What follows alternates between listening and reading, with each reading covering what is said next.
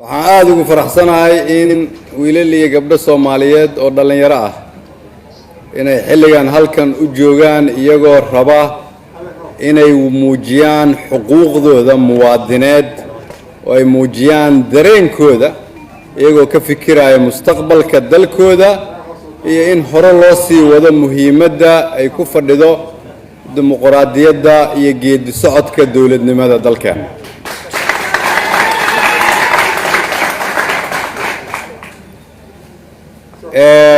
maalinta berri ah waxaa inoo ballansanaa inaan isugu soo baxno mudaaharaad, laakiin maadaama uu jiro is-afgarad ka dhex dhacay midowda musharaxiinta iyo xafiiska ra'iisul wasaaraha iyo maamul goboleedada qaarkood oo shir hadda ugu soo gabagaboobay magaalada, ayaan waxaan ku heshiinay in dib loo dhigo maalinta banaanbaxa, waqtiga iyo meesha iyo saacaddana dib ayaan idinkaga soo sheegi doonaa haddii Ilaahay raaco.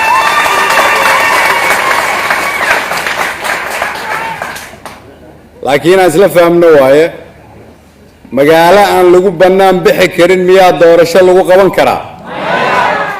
magaalo aan lagu bannaan bixi karin miyaa dawladnimo laga hirgelin karaa? magaalo aan lagu bannaan bixi karin miyaa xorriyadi ka jirta? haddii aan bannaanbax lagu aamini karin doorasho iyo dawladnimo miyaa lagu aamini karaa? miyaan rabnaa inaan xuquuqdeenna ka tanaasulno?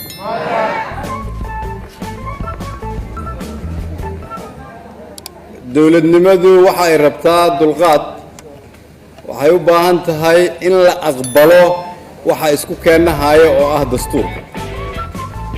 macnaheedu waxa ay tahay qodobka dhigaya in qofka Soomaaliyeed uu dareenkiisa muujin karo iyadoo aan cid ka baqin. waa waxaan kulligeen xaq iyo xuquuq u leenahay, soo ma aha inaan xuquuqdaas ku dheganaano.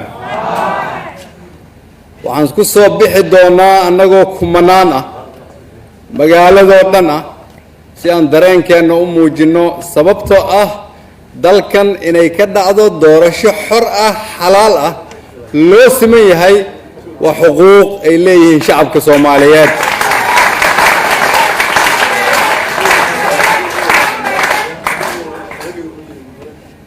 mana aqbalayno, idinkuna ma aqbali doontaan inay ka dhacdo doorasho aan xor iyo xalaal ahayn.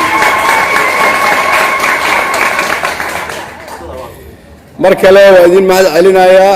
waxaan idinla soo xiriiri doonaa annagoo og waqtiga, qaabka, goobta iyo meesha uu banaanbaxu ka dhici doono, maadaama haddana ay khasab noqotay in la aqbalo xuquuqdii shacabka.